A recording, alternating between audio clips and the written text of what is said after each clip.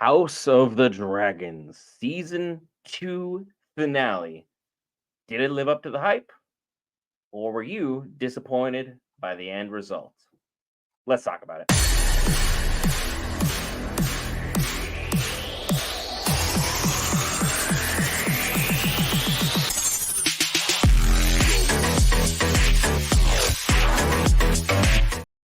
All right, guys, Brent here back with Geek Variants. Cover all things Marvel, DC, Lord of the Rings, anime, gaming, Star Wars, and more. This time, House of the Dragons Season 2 finale. Remember, our 1,000 subscriber giveaway just went live, and the results will be within 2 weeks, so stay tuned for a community post on how to participate in that. But here's the thing you truly care about. Did Season 2 live up to the hype for you in this finale? I think it did. I think it lived up to the hype as far as building the story and setting up for the battles that we want to see. We want to see the war. We want to see House Black versus House Green and everything that they've got involved in it. So, as far as exposition, everything was set up beautifully. We had a dragon battle in there that freaking really got me hyped. We got pieces that weren't on the board as they weren't as important before that are important now. Moving in, we've got riders for dragons. Like, it is going down. This is going to be an epic season 3. If it is not, then I'm going to say a whole lot of things about it if it isn't. So, Yeah, because look, Season 2, I'm sure fans were clamoring on both sides for more action. Look, I'm a sucker for big monster battles. Doesn't matter if it's a dragon or it's kaiju or whatever the case may be. Big monster battle, yes, yes, yes, yes. 2 thumbs way up. However, we need exposition to build upon what's going on in this world. There are so many characters and so many key players and so many dragons that if we just dove right into the meat and potatoes of this season, you're not going to care when people get offed. You need this attachment to these characters, this exposition to be built up. If the queen who never was not built up as a likable individual, as someone who was speaking common sense and was a great head and clear vision for Rhaenyra to follow through and be like, look, learn from me, don't do what I did, you can be better kind of mentality. When she passed on melees in her battle in episode 4 with Aemond, would you have cared? no. Should be a big resounding no. It took a season and a half to build that character. Now we have people like Adam, we have people like Alan, we have Ulf, we have Hugh, we have what's going on with Rhaena going after Sheep Stealer. We have new characters and new dragon riders that we ultimately need to get into the real nitty gritty details of that we won't have that much time to build with because things are about to pop off. Where the episode ended, we have 4 armies ready to go. We have 2 sea battles. We have House Black and House Green. We have the triage, and we have Corlys and Alan. Those 2 going off to go fight the triage. Then we have this army that's now amassed at Harrenhal that has finally bent the knee to Rhaenyra because Daemon had to have a literal nightmare where he saw the future and Daenerys as our ultimate little spoiler warning there. He sees Daenerys, he sees the Ice King, he sees the full Song of Ice and Fire, and he sees that the only way that everything pans out for the best is if he bends the knee. It was interesting that he saw the three-eyed raven because I did not believe that he would be someone to see this sort of thing. But again, given how crazy Alice has been this whole season and everything that's been going on at Harrenhal, this kind of tracks. What parts of this episode really stood out for you as a positive or as a negative? All right. So let's start with the positive stuff. We finally found Sheep Stealer. Like, that's something that's needed to be done. We were waiting on Sheep Stealer to be there, like, as soon as possible, because Reyna has been running around looking for this thing for how long? I don't know if Sheep Stealer is male or female, but how long is 3 episodes for her? Because her shoes are worn through. Like, she's dying of thirst. Like, she is hurting, and she's been running around looking for it. So the fact that Sheep Stealer is there, that's a big plus. A minus, Cole is still here. I'm tired of Cole. Let's just be honest. I don't want to deal with Cole anymore. So Cole is still here. So that's one of my minuses. Plus, the fact is that Damon is recognizing of what needs to happen and bends the knee. That is one of the most important things that needs to happen because that sets up for a lot of stuff going forward. I'll do one more bad thing that I probably didn't really agree with. Um, Allison.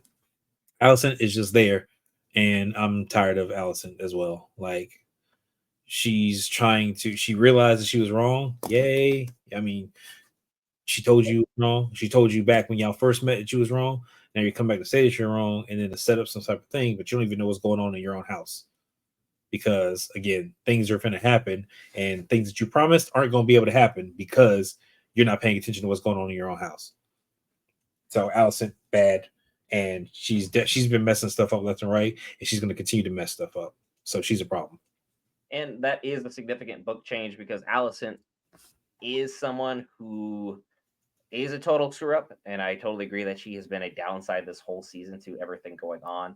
But at the same moment in time, she didn't have that initial meetup with Rhaenyra that happened earlier on during the season. So this whole second meeting shouldn't have even necessarily needed to transpire. Sure, it's Allison coming in humble and contrite. You're coming in humble and contrite about a season late, my girl. A season late. People have already perished because of your beliefs and your aspirations and ambitions that your dad, Otto, who is in jail, Lord knows where, at this moment in time. Otto, for all intents and purposes, I'm just going to go out and fathom that the high towers are literally holding him. That is my guess and speculation on what is going on with Otto because he ultimately was sent to go be hand of the king by his older brother. Otto is not the eldest. Literally, he was bid to go to King's Landing. He bid his daughter to marry the king. His daughter then bent and sent Aemon and Aegon to be kings. Like you can see the problem here. It is a terrible chain of events of no one just stepping up. It's just pass the buck along to the next individual. This is why their whole family has been a bothersome part of the story for the season. Aemon really grew into his own this season, so I want to give him major props. Great play by the actor himself. You believe he is unhinged. You believe he's going to do all the things he says he's going to do. I think Sheep Stealer was too late.